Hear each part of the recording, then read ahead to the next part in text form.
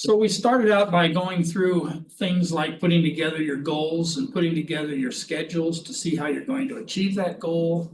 And then we talked about putting together a database that'll give you people to call that are warm calls, people you know, instead of cold calls off the telephone. Not that anything's wrong with either one, but warm calls are funner than cold calls. You don't get near as much rejection. You feel better afterwards. We talked the last couple of days, we've talked about setting up your listing appointment, doing your seller's pre-qualification to make sure that your seller is really ready to sell their house and that they're not just jiving you and or looking for numbers, which is okay sometimes, but you don't want to waste a lot of time if they're not ready. And then we moved a little bit into the listing contract itself and followed that up with yesterday we talked about disclosures. So we've kind of brought you through the process. One of the things that we talked about yesterday is we talked about in putting together your so you're off to take a listing list which says do you have this and do you have that, and we talked a little bit about that and how important it is. And one of the things that we talked about that you needed on there was a CMA, which is a competitive or a comparative. They use different words for it, but it's a market analysis is what it is. That's what the MA is. It's a market analysis. And so what it is it's trying to tell people what's going on in the market today, what's going on with similar properties to yours. And that's one of the most important things that we can come up with. I want to touch on a couple of things real quick here. One of them is when you're putting together a market analysis of any kind, you need to, I know this is going to come as a shock, but you need to get the address. Okay, does that sound like an important thing to have? That's the most important thing that you have. There's a little list that Carolyn just uploaded for you that is just a little checklist that says how much is your property worth, and it kind of identifies the things that you need to start that process happening. So you need to make sure that you have the address. You've done that hopefully up front. You've done that in your seller's pre-qual. You've done that several times along the way, so you should have that address someplace. So once you have that address, and we talked about this a little bit yesterday, but we want to pull a property profile. And a property profile comes from your favorite title company. And All Cal Title is one that we use quite a bit, and we encourage you to use it if you are in an area that they cover. But I will tell you, and just as a disclaimer, and that is that all title companies have this information. It's just that they all get it from the county. So whatever county you're involved in, your title company will, if they're in that county and covering that county, they will have the property information available for you. So you can either call your favorite title company and ask them, or most all of them have a consumer website or realtor website that they can give you a login number, and you can log in and you can get a lot of the information yourself. You can't get it all, but you can get the information that's important and when putting together a market analysis. And the information that comes out on the profile, as we talked about yesterday just briefly, is that your bedrooms and your bathrooms and your square footage and the year the home was built and those type of things. It tells you those type of things. Now in there's also a comparable sales, it says, and that's the name, and it'll have comparable sales in the area.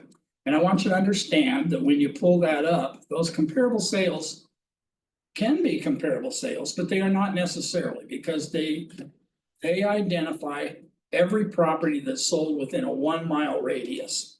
And for those of you that have traveled around very much in our great state of California, you can see that sometimes you will run across farmland that butts up against a residential neighborhood, that butts up against the mobile home park, that butts up against the industrial plaza. They just run into each other.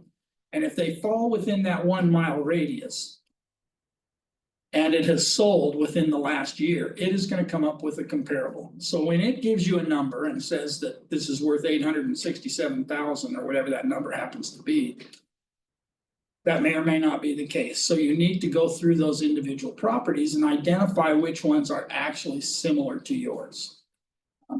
We have a lot of rural areas in California, and some of you touch and work in those.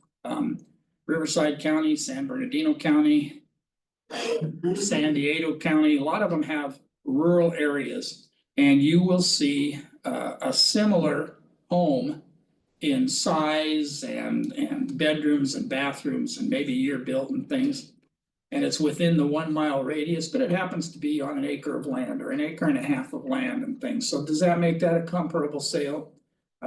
It depends on what you're trying to compare it to, but in most cases, that 1 mile radius will identify properties. You could see properties sold everywhere from 300,000 or 400,000 to $1 million. So we need to refine that.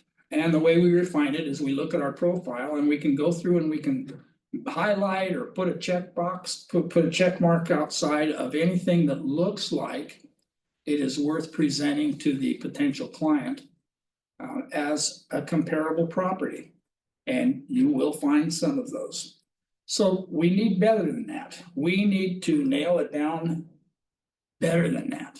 All right. And there are a lot of ways to do it. We have I actually have a MoxieWorks expert in the room with me. And MoxieWorks is one way to do comparable properties. He's off doing something else right now, but that's one way that we have of doing it.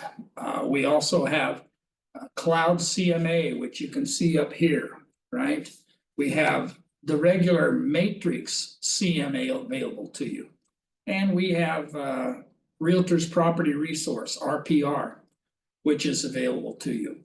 And everybody will get their favorite. And then I would encourage you to learn about the others, because there are going to be others that you may use at any given time.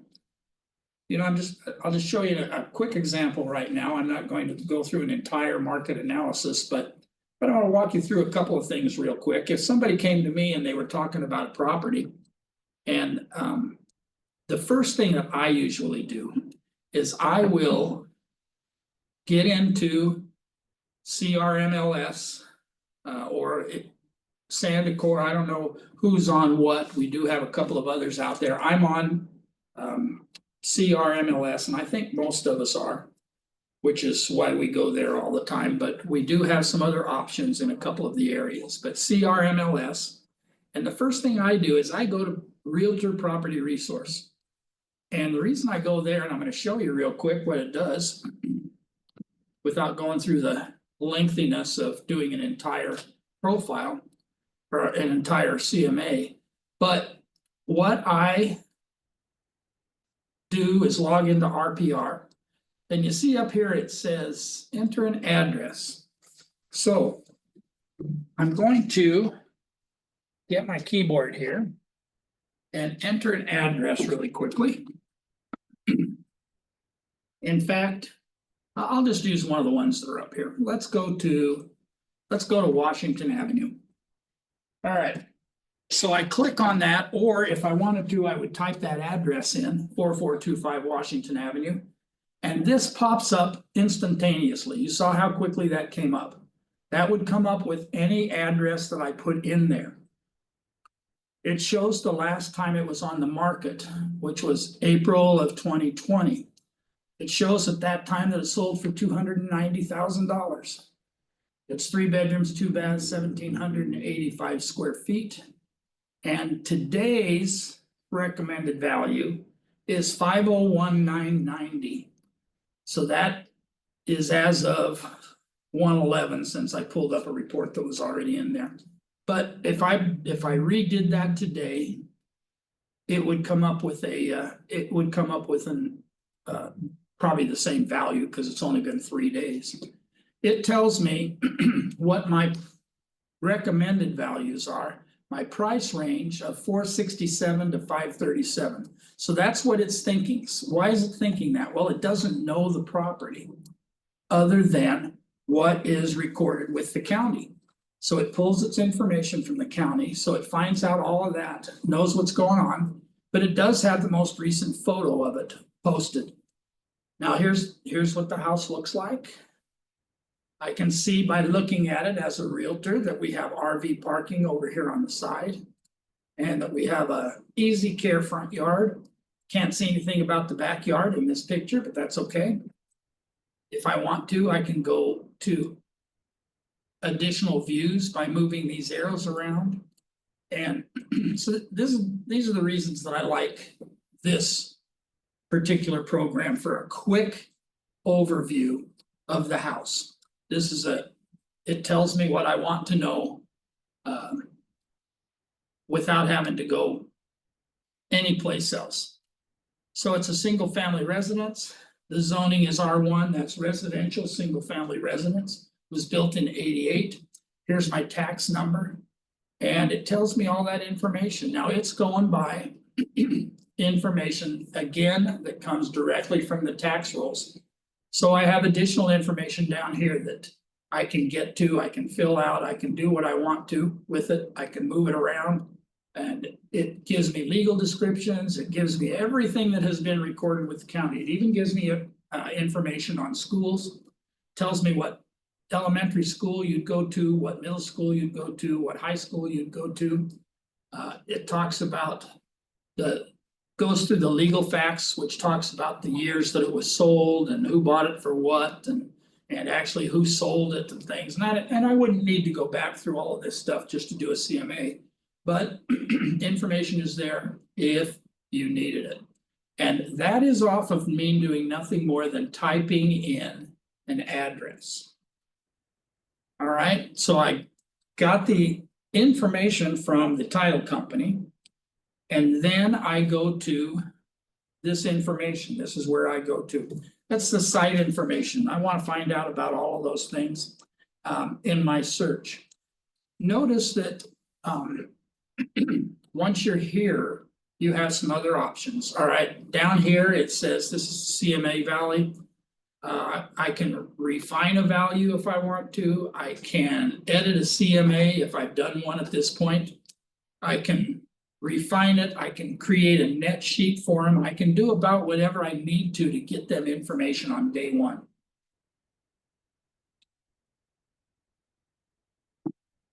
So, sorry, I needed to clear my throat there.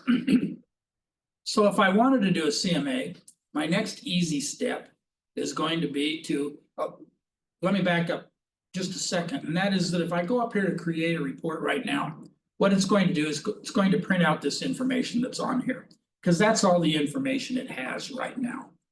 But if I wanted to further it with more information from a CMA standpoint, I would click on CMA, which is going to ask me a couple of other questions. So it's going to ask me about home facts. Well, the home facts are already there, so they're conformed, right? We know exactly what those are. So if I want to, and it tells me that my comps are going to be between 464 and 573. I can edit those if I want to. I can go in here and click edit. And when it says edit, I can do what I want to over here. I can do single family.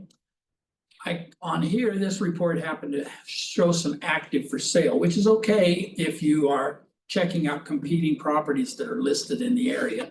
But a lot of times when you're trying to do a CMA to show home value and show what an appraiser is going to come up with, we don't want active for sales. We probably don't even want pending, but pending will lead us in the right direction a little bit.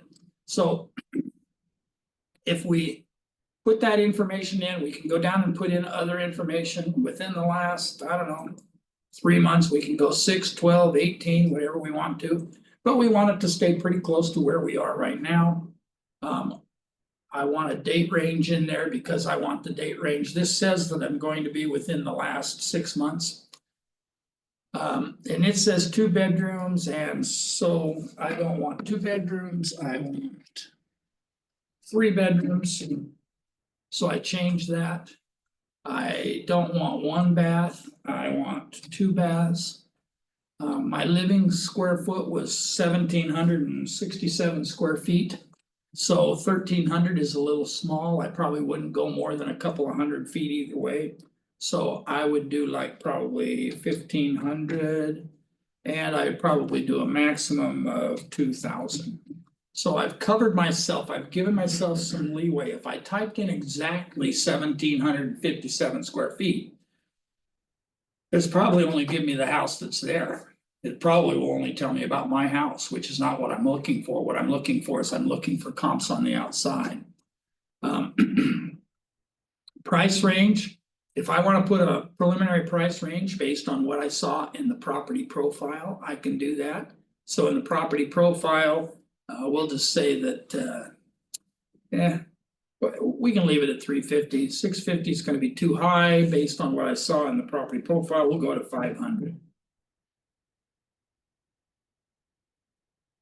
And year built, it was built in 88. So this gives me a span of 85 to 95. That covers what I need to do. So I filled out all that information and I come down here and I click search. Now, you see how quick that popped up properties for me? Here's one that sold at 460, one that sold at 470, one 475, 484, blah, blah, blah, blah, blah. All these are within that mile or mile radius that we checked on that first box. Tells me all that I need to know about properties in the area. And then it comes down here and it breaks it down a little bit different. I have the opportunity at that point in time to add it to my list or not. Now, if I see something that is stupid, that's unrealistically overpriced or unrealistically underpriced. And when we say unrealistically, understand that that unrealistic may be according to what the price is today, but we don't know what the property was that sold. It could have been a foreclosure property. It could have been an investment property that needed a lot of work. It could be a HUD property. It could be all kinds of things. And so we don't know that maybe if it's off by $200, but since I don't know, then I don't want to use that as a comp. So I stick with comps that I know that are in what we determine as being the reasonable area. Okay, here's one, says it's within a half a mile, 0.44. It closed in October. It closed at 475. It was 1,900 square feet. And all of this information. So I'm going to add that to my comps list by doing that. Just checking that little box. So I just reviewed it real quick. Okay, here's one that sold in November for 475. It was 1,556 square feet. That's within my range that I put in there. So I'm going to check that one. And just for expedience, I'm going to go through here and I'm just going to check all of these. We're just going to pretend that they're all viable comps. So now I've got all of those checked. Then it says, do you want to update your valuation and close? And I do now that I have some other comps, so it's going to change some numbers a little bit. Right now it's doing the evaluating and poof, we have a revised, let me move this out of the way, it's blocking it a little bit. So we now have a little bit of a recommended price and we can, at this point in time, create a report that has information on it with the new comps that we put in there. And we have the opportunity at this point in time to do whatever kind of report we want. A couple of things to look at. Notice that the property report is 28 pages long. Notice that the seller's report is 81 pages long. But you can do a property flyer that's exactly 1 page, or you can do a mini property report that's approximately 12 pages. You can do a valuation workbook if you want to work through it with your clients, which I don't use very often, but it's kind of interesting to look at. You can do a market activity report that's available for the neighborhoods that are around there. And it's approximately 26 pages, this one is 10 pages. Or you can do a school report where it's gonna tell you those schools that it just went to, that we just talked about, you know, those schools that it said, Batista Creek Elementary and whatever it was. And it would give you kind of a rundown on it. You come down below here, you have an opportunity to personalize it for the people. So I'm entering it, and then I would enter their name, whatever it happened to be. And it tells me that on the property profile. So I would put that name in here and it would say, I don't care, but name is Doug. And hello, Doug, I thought you'd be interested in this property, or you can change this around to say, I did an evaluation on your property from my desk, and although I haven't seen it yet, to be able to advise on condition, this is the price we came up with. And you can go through that. You can deliver it by email. You can download it to a PDF and hand carry it to them. You can download it to a PDF, print it out, and put it in an envelope and mail it to them. You can do however you want to. But we have all of those options on here. We'll run the report. And it's gonna think for a couple of minutes because it's putting all of those things that I told it to do together. And poof, now it says that I'm done. And then at that point in time, I have the opportunity to either, like I said a minute ago, I can email it to them, I can do whatever. As I look at the report, I can look at it and say, oh my gosh, I don't want this and I don't want that. And I have the opportunity to edit that report. Here, if I wanted to view a sample of the seller's report, just to show you, and this is just a sample, but if you wanted to go page by page through what it was doing. Okay, now it says our report has been successfully generated. So let me download our report. Of course, something went wrong. Computer always does that. Something went wrong, we can't open this file. Please refresh. All right, so we'll refresh. Looks like every time I refresh it, it's loading about 10 more pages. So maybe we just put too many pages in there. Although it shouldn't. There it goes. All right, and this is what you get downloaded at that point in time. You get this pretty picture on the front. That's the picture of the front. You get my information so that everybody will call me. No, actually you can, that's one of the things you can edit. You can put your own information in there. There's actually a profile page that you fill out that talks about you. So comes out with that picture. Here's the information that shows where the house is on the map. Current estimated value 501,990. And it just talks about the property itself to start out with, the subject property. And this is the last time. It's, notice up here in the corner it says historical photos. So this is showing you what the property looked like the last time it was sold. So that's not necessarily, the interior pictures are not necessarily what it looks like today. In fact, I've been in the house and it's not even close to what it looks like today. But the historical photos are there. You can use those or not. That can be one of the items that you edit out.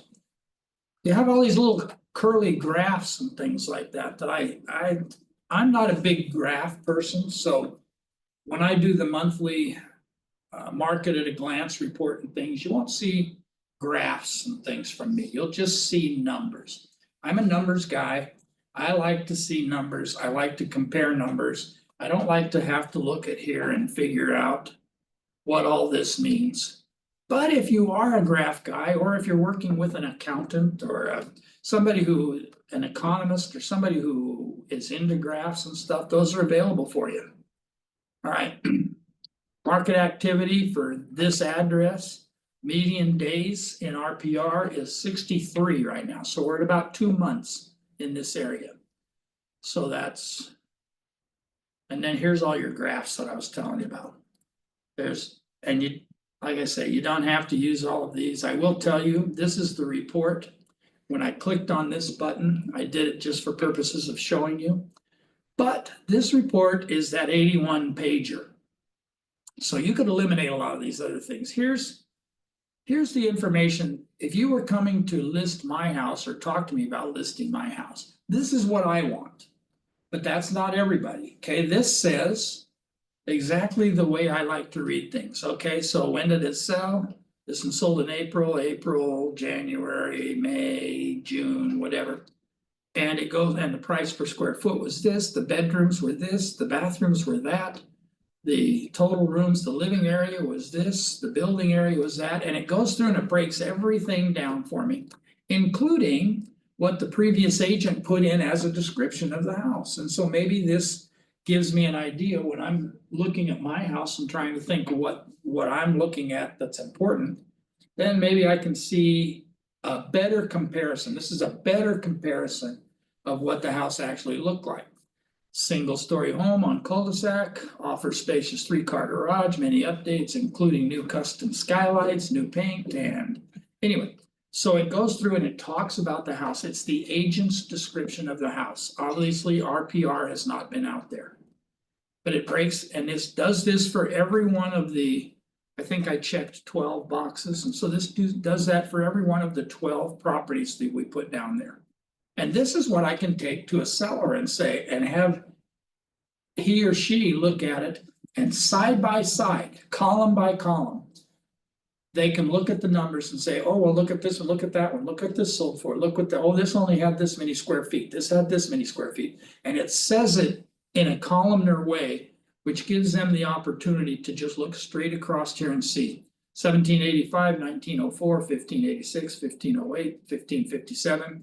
Well, this one sold for, yours is 200 square feet better than this, but this one sold at 445, so that gives us a good idea of where our prices came from.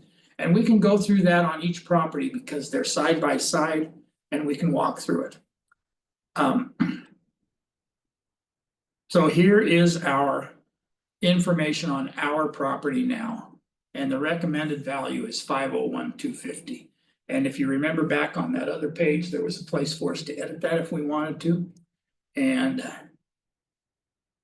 then there's a breakdown on every single property.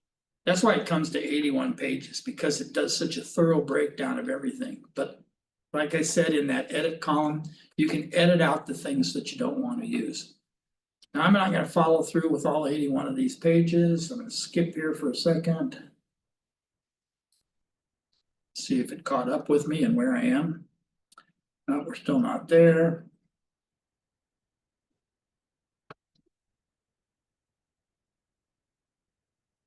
Wow. Quite a report, isn't it?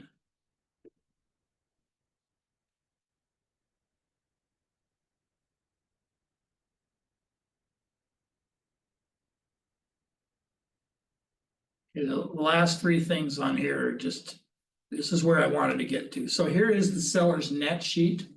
Now, let me tell you how I do my seller's net sheets, okay? I call escrow or I email escrow and I give them the information. I want to sell this house for 501. And can you tell me what my net would be on 501? If I know, remember the other day when we talked about pre-qualifying a seller, if they've given us information on their payoffs, then we have that information that we can give them. If not, then what we do on a net sheet is we put in 0 as a payoff. Go ahead and calculate the net sheet. And then when we're talking to the seller, we can say, well, your net is going to be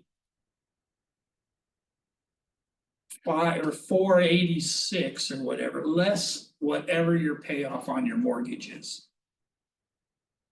And so you're actually still giving them an idea of what they can make. But I go to escrow and I let escrow fill those out. There's a couple of reasons. One thing is that I don't like to, even though it's available to me, I don't like to look up escrow fees. I don't like to look up tax stamps. I don't like to look up title insurance fees and things. They're all available to me.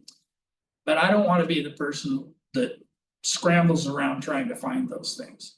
So I prefer to let escrow, who has built-in programs that if they typed in all Cal title, for instance, and then the price of the house, then they would automatically have the amount of title insurance would automatically upload there. So I prefer to use theirs. So this is another one of the things that I edit out. Can I do it myself? Yes. Does it takes almost as long as this entire CMA is taken. All right, here's the recommended price. 475.6. That takes all of the square footages into consideration. It takes everything into consideration. Talks here about, gives a little summary here about lowest price, medium price, highest price, median price per square foot, median days on market. And it just gives people an idea of what's going on. Here's one that sold. How come that one sold so quick? Well, look at the price. You know, the price was, I mean, we can go back and we can look at that price and find out, and we can probably see that the price was significantly different. Here's one that I was telling you about when we talked about it before. You'll get some numbers in there occasionally that you don't like. But if all the numbers are coming in the fours and we get a 258 or something, there's been a foreclosure, there's been a fire, there's damage that's not being taken care of. It. Who knows what the situation is, but 90% of the time, they're not just selling the house for 40% of value just because they're selling it. Because there's a reason or several reasons. Morning. Anyway, so if you think about how long that took us using that RPR and taking and editing out the time that Terry was talking, you can see that that report could probably be done on any property in about 15 or 20 minutes. Now, does it look like 15 or 20 minutes worth of work to a seller? No, looks like a lot more than that. I can also do this on a smaller scale without all of the pictures and everything else. When I'm getting ready to take a buyer out to show them some properties, or I'm getting ready to meet them at a house or something. Wouldn't it be nice to be able to just do a quick RPR comp on that house to find out if the price that it's priced at makes sense in today's market? Because I want to make sure that my buyers also know that they're getting a good value or that they're not getting a good value or whatever the case may be. So with that in mind, I'm going to move on to a couple of things that they have exactly to do with your CMA, but we're not going to go back and do all these adjustments and things. But what if you get out to a house and you do this amazing report and you can't find any houses close? You do that 1 mile perimeter and there's nothing that shows up. You do a 2 mile perimeter and there's nothing that shows up. That can happen, especially when you're in rural areas.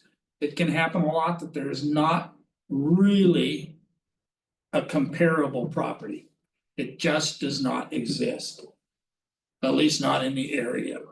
So the key is that in order to pull any comps together, you change your target.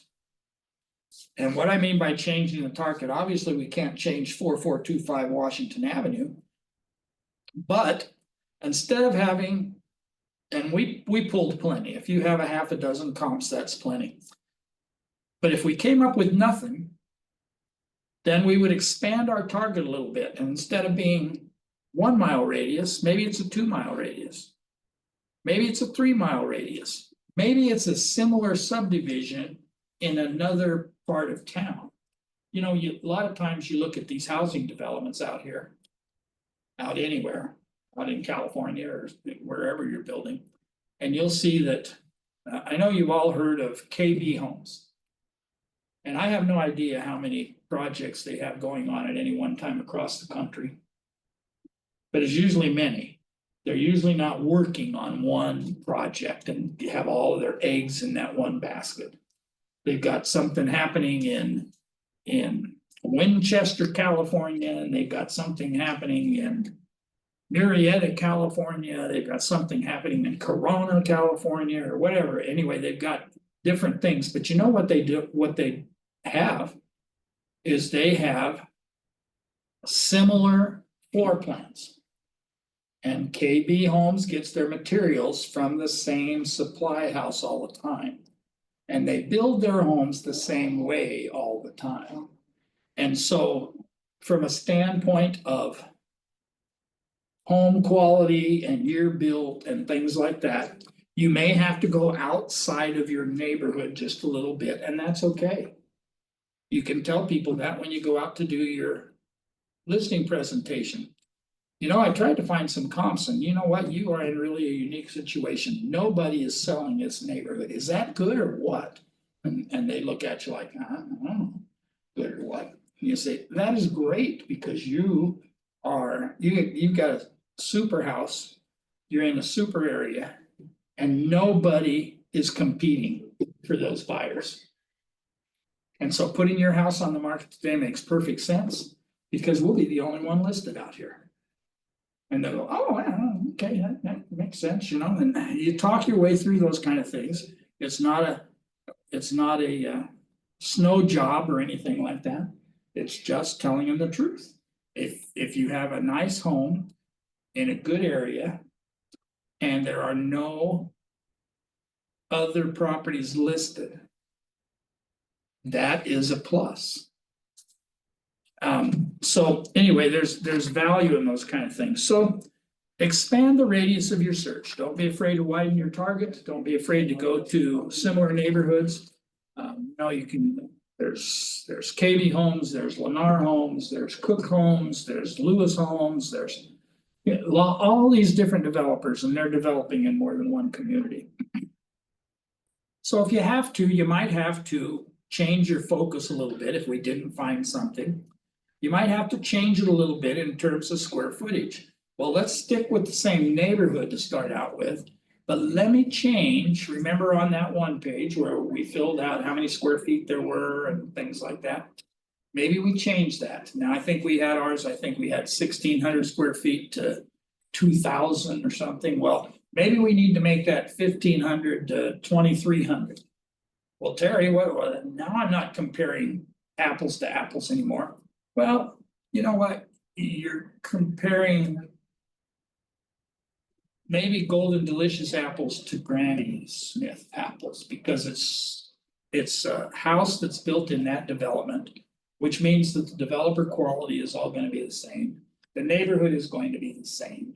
The location of town is going to be the same. All those things are going to be the same. So what is the difference? Well, the difference is that square footage is a lot bigger in this other home. Well, that's okay. Let's take that square footage. Let's see what that house sold for. Okay, so it sold for $515 and it's 2,100 square feet, where ours is only 1,757. But that price that it sold for divided by the amount of square foot gives us a square foot price. And if you remember on our comps here somewhere, see if I can even get there. One of the things that it shows here is like 266 price per square foot. Now in that development, where the builder was the same builder and where the development's the same age and all that kind of location and all that stuff, 266 is a price per square foot that is, and we could look through all of these properties that we had and see if I can get down to where we had some columnar prices. I hope you aren't getting motion sickness out there in TV land. I know I just had one of the agents sitting here in the office just passed out, so apologize for that. Okay, so here we get to the columnar report. And it tells us that the price per square foot on this one was 266, on this was 260, on this was 268. Here's one that was 292, and here's one that was 321. So as I look at those kind of things, what is that telling me? If I looked at that on 12 of these things, which we did, it was 12 of them. Now we're back at 266, now we have a 249 and we have a 305. So to me, that's telling me that the square foot price in that neighborhood, in that area. Is somewhere between, I think the low was, if we cast out the lowest one, because we don't know what was wrong with that one. But if we go to 260, I think was the low, or 305. Then we know that the price per square foot on our house is probably going to be in that same range. So we would take 1757, which is the size of our house, and multiply it by the average square foot in the area. And that would give us a reasonable place to start. Now, when I say reasonable place to start, that tells us what we should sell for in that price range, but it doesn't tell us condition. Obviously, we have to get in houses to be able to identify condition. You saw on some of those comps that where there was that one at 228 or whatever it was or something was wrong with that house. I don't know what it was, but something was wrong with that house. Because otherwise it would be senseless for somebody to sell it that price. Even a foreclosure property, they could go that low if they wanted to. But even a foreclosure property is going to be, there's going to be work that has to be done. I used to be an agent for Freddie Mac. Well, I was still Century 21 agent, but I received assignments from Freddie Mac.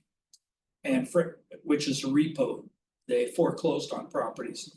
And I would go out to houses sometimes, I'd do CMAs in my office and things, and I'd go out there thinking I'm gonna get 3, 4, 5, 600, whatever it happened to be. Out of a house, and then you go out there and you realize that when those people left. They left nothing.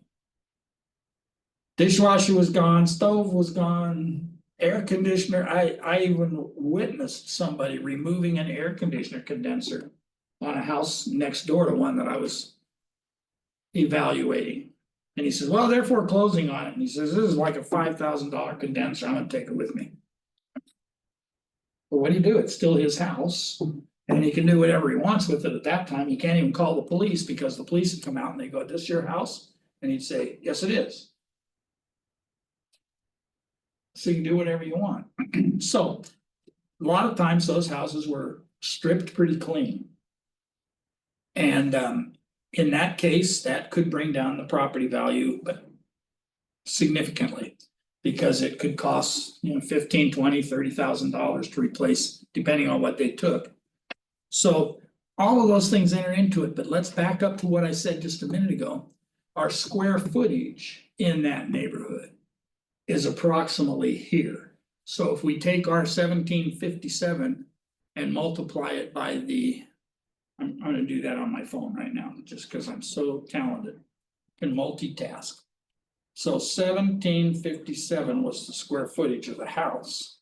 And we multiply that times, well, let's go with 266 was the low and 305 was the high. So let's just go with 275. And that comes out to, voila, 483,175. So even if I use an approach where I'm going by square foot in the area, I'm coming out very close to the 486 or 505 that they had it at. So don't be afraid to just move your target a little and then consider a different way to evaluate price.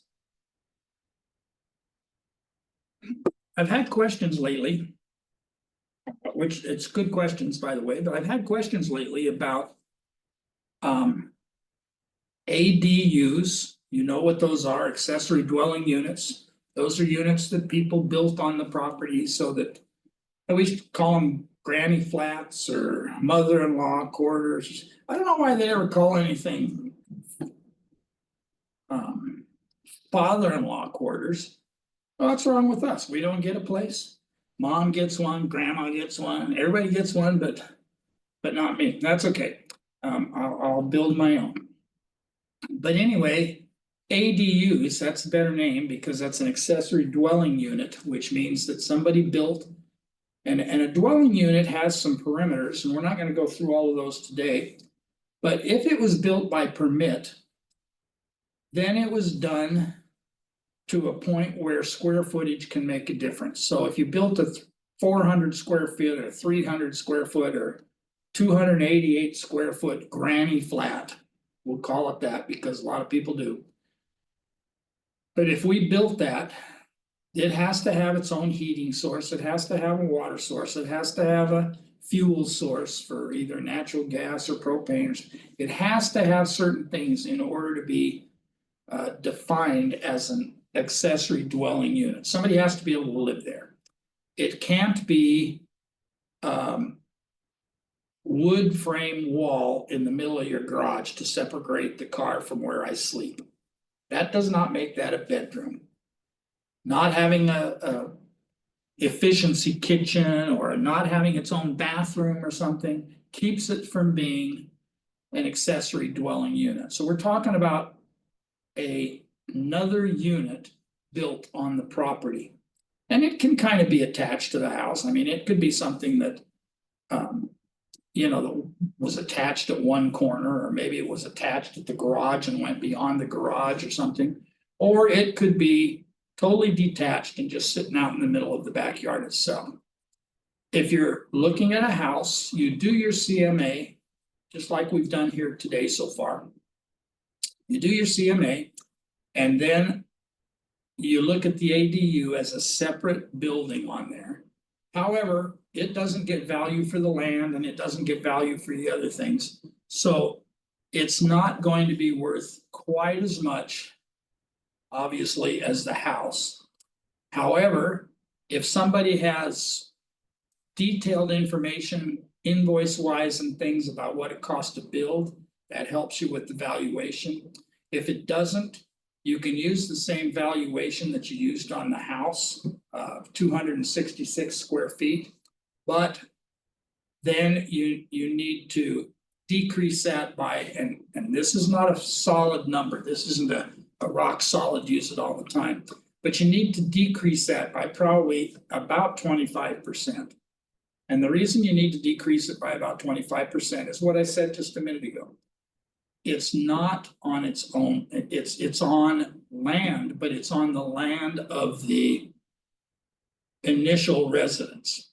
It's not a separate lot, so you don't get credit for the value of a lot. You don't get credit necessarily for the value of access or egress. It probably does not have a garage. So there are things that you have to take into consideration. But the bottom line is, if it's done by permit, and the permits are available at the city or the county, whichever one you're dealing with. But if it's done by permit, then you can get quite a bit of value out of an ADU. And what you lose a little bit in the fact that it's on its own land and things, you may make up in a rental. Although an ADU is not supposed to be a rental property, it's not zoned residential. It's not zoned for residential income. It's not zoned for that. So it's not supposed to be that. I'm not going to say that it's not, because there's a lot of times where that's the case, and it's not up to us to make that decision.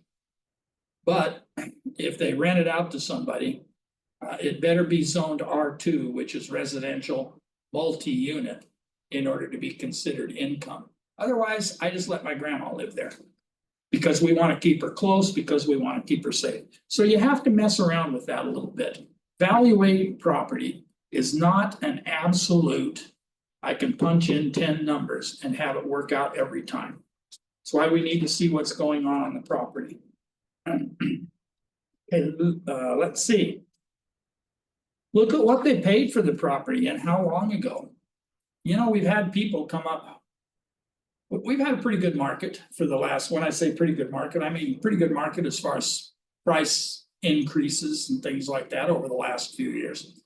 In fact, 12 years in a row, we have ended the year with increases. So what that tells me is that if I sold a house or somebody bought a house 12 years ago, there's a value established there, right? Whatever somebody paid for that house then, that's a value. And it's maybe increased 6% a year, 8% a year, 6% a year. And so there's some value increases that you can take into consideration. If somebody bought it last October and now they need to sell it and they're turning around, you're not going to show a whole bunch more value than it was in October. Maybe a little, but not a whole bunch more value. They don't go up that fast. When somebody says it went up 6%, that's talking about annualized. Or 8% is annual, year over year type thing. So depending on when it's sold, you could sometimes use that increase, that price increase index to find out how much a property may be worth today, or at least give you a place to start.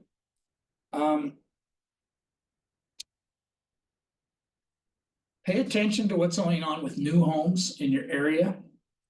When you do a market analysis, obviously you're doing an analysis on one property, but you're comparing it to whatever's going on in the area. If you are a 3-bedroom, 2-bath, 1,757 square foot house that was built in 1988, and right across the street or in the field just down the block, there's a brand new housing development that's building everything from 1,700 square feet to 3,000 square foot homes.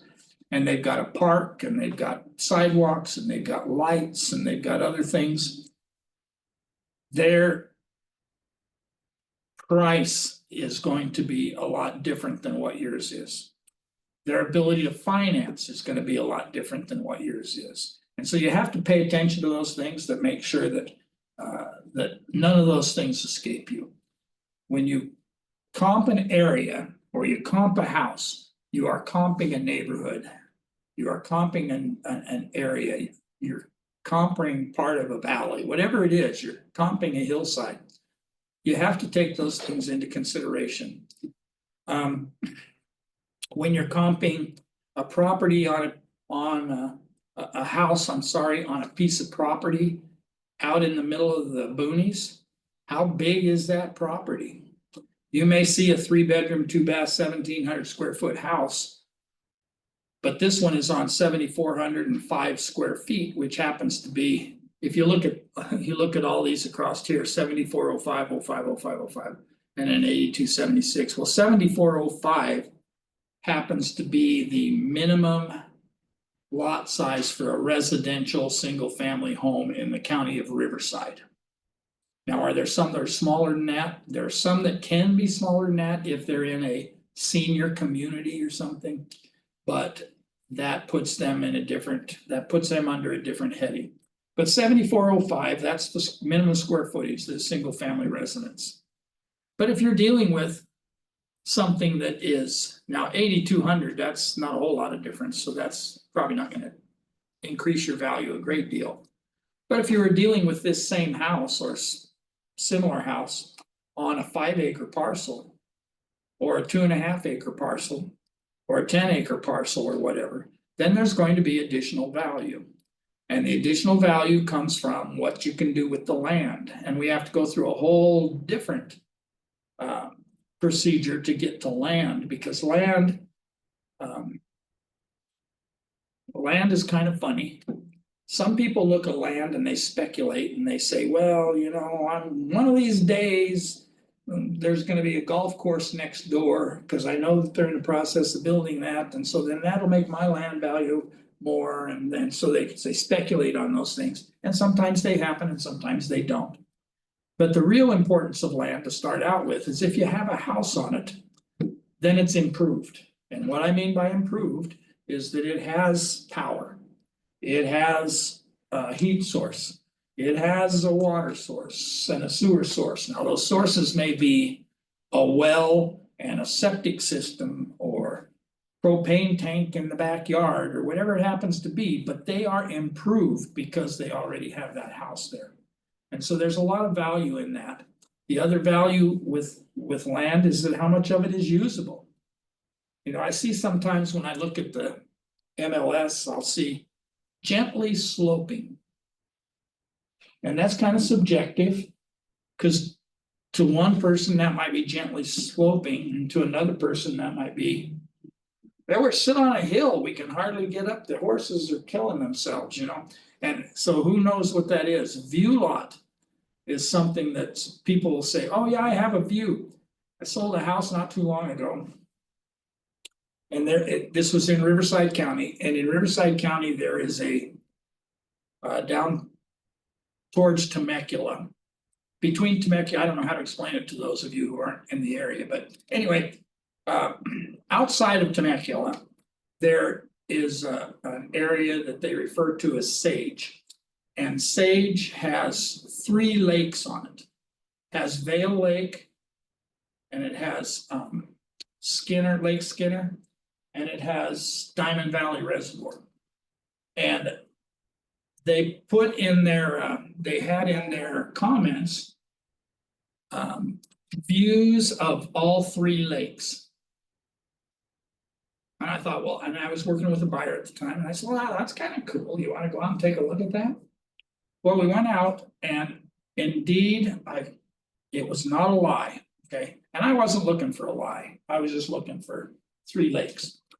But one lake you could see like the little tiny corner of, if you were standing at a certain spot on the property. It was a 5-acre property. And it was gently sloping. So if we walked up the gentle slope to get to the top, there was this little crown thingy up there that they had a gazebo on, which is kind of cool. But they had this gazebo on, and that looked out over the reservoir, part of the reservoir. And anyway, so yes, it was a view, but is it really a view? I call them sometimes, and I don't know if anybody else has ever called it this or used this, or maybe I heard it somewhere or whatever. But I've always called those kind of things peak views. Because they're kind of like, okay, well, if I stand on my right foot and look out the window in the kitchen, leaning over the sink, I can see and squint. And the sun is exactly in the right position. Then I can see the glimmer of the sun off of the lake. And you see this one little spot and you think, oh, okay, that's the glimmer, I guess. But anyway, so those things are pretty imaginative sometimes. They're not inaccurate totally, but when you're doing your market analysis, those things make a difference. How big is the lot? And is it usable?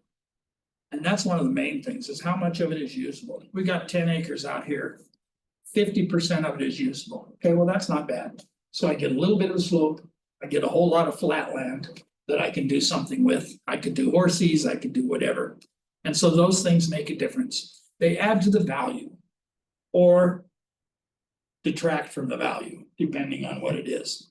If it's 20 acres going straight up a hillside that's filled with rocks and everything else, and the only building site available on the whole property was that one that they put your house on, there's not as much value in that, because what do you do with all the rest of it? Before I moved to California, I lived in Colorado. And I had what we just referred to as a mini ranch. And what it was the reason it was a mini ranch, it was because it was 5 acres. It was actually like 4.75, but I know that matters a lot to you guys. So it was 5 acres, and on the 5 acres, we had about 2 or 2.5 acres that was flat. And the other side went down a very, very steep hill through, my kids counted one time that we had 207 cedar trees. And those cedar trees used to be flush with deer. Deer all the time. In fact, they would come up when I'd lay sod. They'd come up and they'd eat my grass. They'd come up and they'd strip the bark off of any tree that I tried to plant or anything else. So those weren't necessarily good things.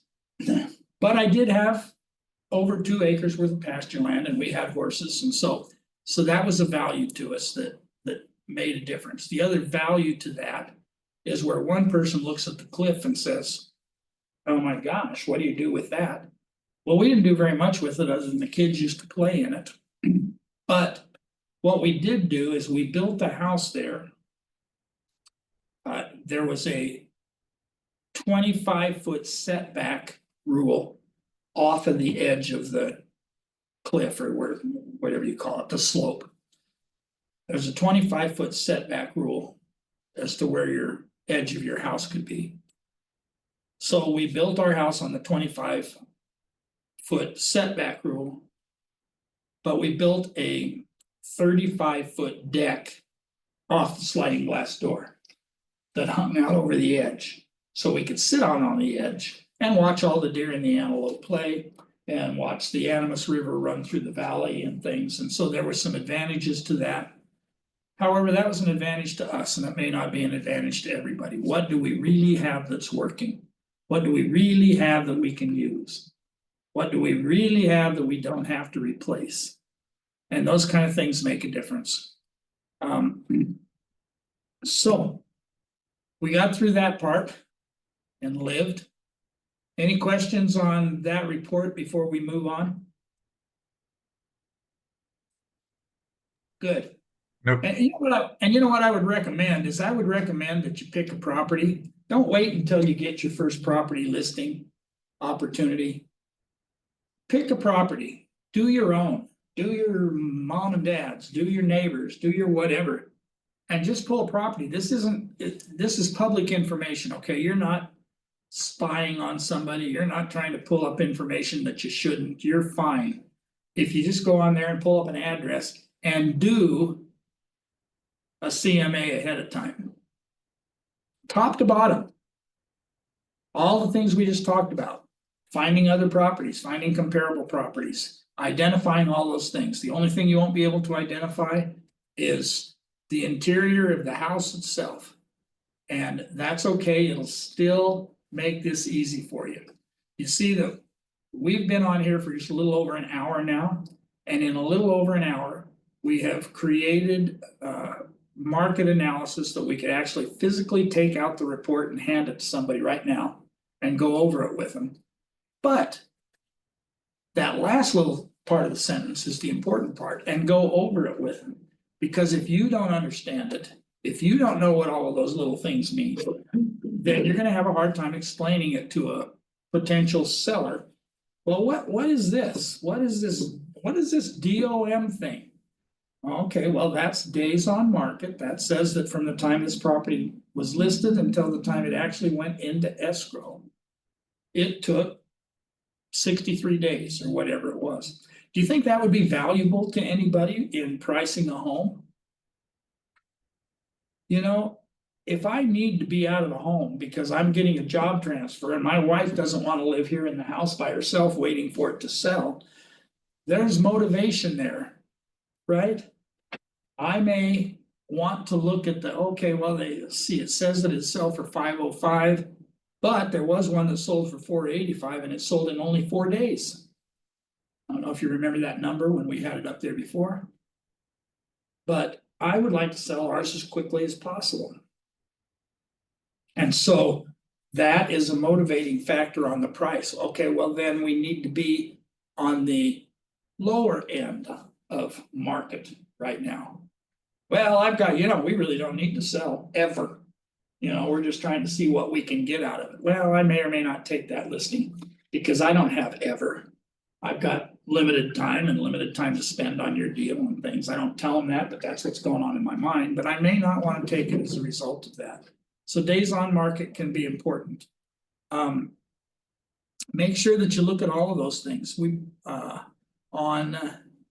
let's see, a couple of days ago, well, every month I put out a report that says market at a glance.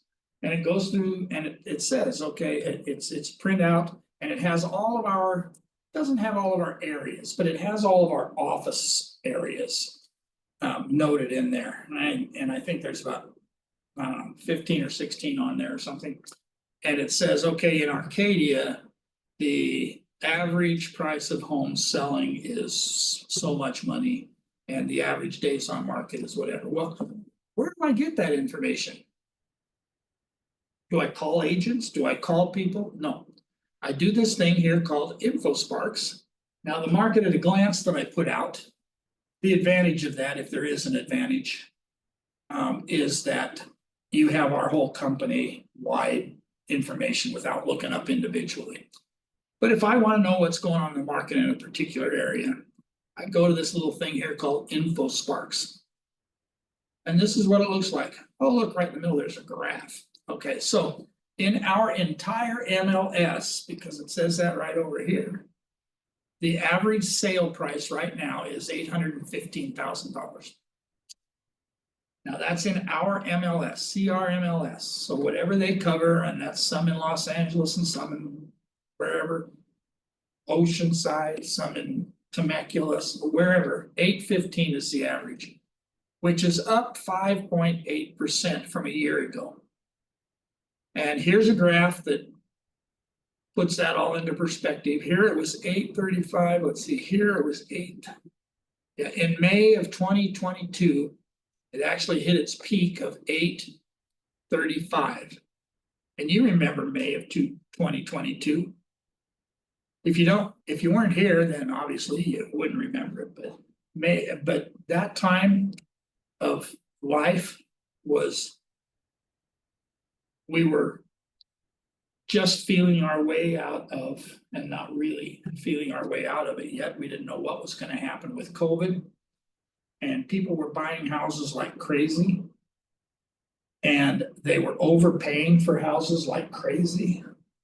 And so do you think today is worth comparing to May of 2022?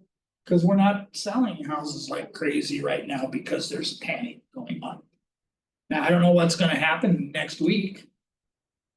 Nobody does, but everybody talks about it. And that is the next week we have an inauguration of a new president. So our price is going to jump, or going to vary? Are they going to stay the same? Are they going to whatever? Well, those kind of things don't affect the marketplace as much as you think. Things that they do will eventually affect the marketplace. But for those people that are waiting until next week to make a decision, their decision should be easy because nothing will change going into next week.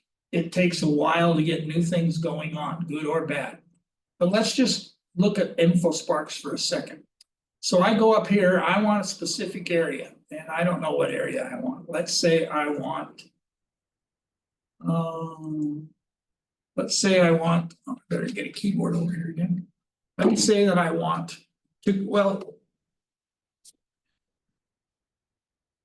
let's just go to Marietta. All right, so here's Marietta. And it says that median sale price was $695. Average sale price is $690. $915, so it's down 4%. All right. So in Marietta City, you can see that we hit our peak right here, and then again back here, and I'll bet you it's May of 2022. And anyway, so we hit a peak again, it dropped a little bit, it leveled off a little bit, but look at the other things that it tells you. How many new listings are there in the area? What are the active listings? How many have gone pending? What are the closed sides? And this is going month by month, so it's telling you what happened in December. So what's the closed volume? What were the days on market? See, if I click on that, it's going to say that average days on market is 29. So that's how long we're on, or that's the median. The average is 37. You know what the difference between median and average is probably, but average is that you take all the properties that have sold, take their days on the market, and divide it by whatever that number of properties sold was. Median is if you have 5 properties on there, number 3 is the median. It's the one that's smack dab in the middle of what the price range was. You have the low, you have the high, and the median is the one that's smack dab in the middle. But an average is an average of all those, because you may, and I like to use average most of the time because my average, I may have one home that is, and just for numbers' sake, I have one home that's $500,000, and I have one home that's $1 million, and I have one home that's $750. So that's the median price home. But maybe this one is 900 and this is only 749. So that would keep my average higher because those were all clumped. So anyway, I like average better, but some people like to go by median. I don't really care. So how many shows are happening per listing? How many shows before it sells? What's the sales price? We just looked at that a minute ago. What's the percentage of the original price? Well, the sale of the original price is 97.7%. So if you list it at $100,000, there's a 97.7% chance that you're gonna get that, or you're getting 97,009 or 700, or whatever that happens to be. Price per square foot, this is the number we were talking about before. What's the average price per square foot? 308. Okay, so the ones we were looking at were 266, this is 308. And how many months supply? And months supply just means that if we didn't list another house, but kept selling them at the current rate, that we have enough listings to last about 2.7 months in Myriad. And that's it, then we're done. So if we don't list any property, then we're out of business. And I don't think anybody out there wants to be out of business. All right. So I think we have wrapped you up and confused you enough right now. Plus, it's almost time to go. But does anybody have any questions that were not answered or that came to mind while we were there? Okay, I'm going to stop the recording.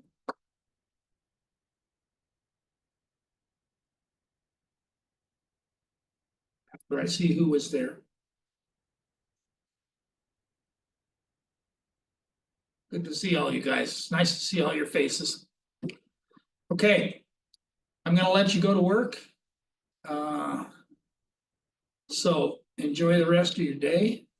And let's see if we can do a CMA or two.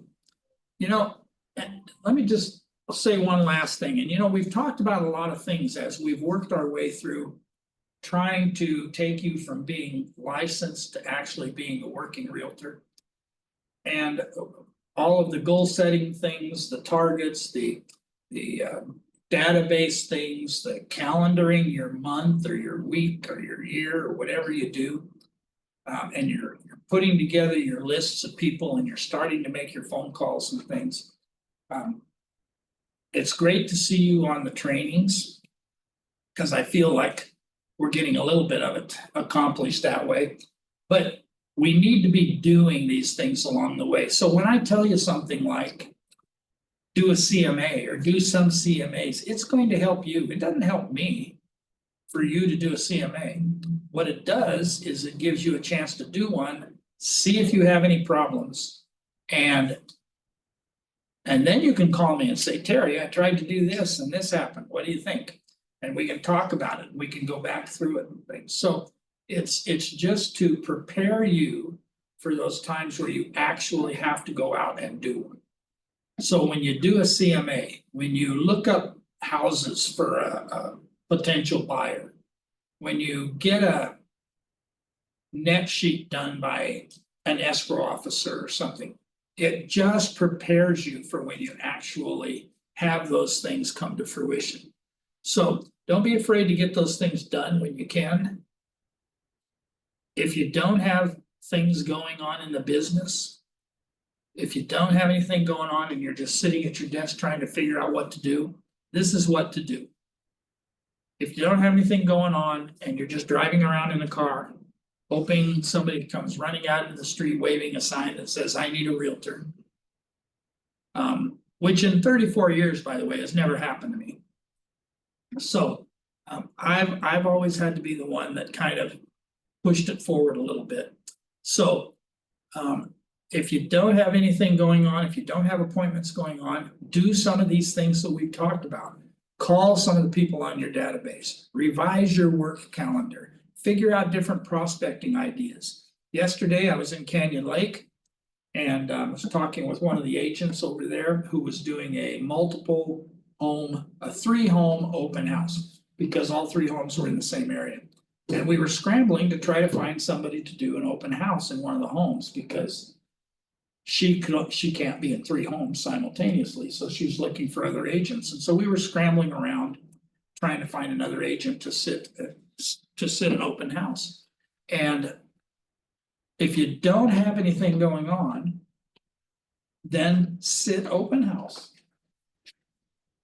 If you don't have anything going on, get on the phone and start calling your database. Come into the office and call your database so that you feel the pressure of other people around you. I don't know what it is that you're gonna do. Put together your postcard that you're gonna mail to an area. Put together a flyer that on new homes listed in an area and send those out to people. But do something, because all of these things that we talk about, if we don't do any of them, then your income level is going to be the same next year as it was last year. And I don't think you want that. That's why you're paying attention on the different training classes, and that's why you're involved. But stay involved. Do those things that we talk about. When we talk about today, like we talked about doing a CMA, do a CMA today. Do one tomorrow. No, Terry's not gonna call and check. Eddie's not gonna see if you did your CMA. We're not gonna bug you. That's not where we're at. You guys are self-employed. And you are independent individuals that can make your own decisions and you have your own motivations. So just take advantage of some of what you hear and put it to use. And know that I love you all, and you can call me if you need to. And for now, we're gone. Thanks, Terry. Of course. Thank you so much.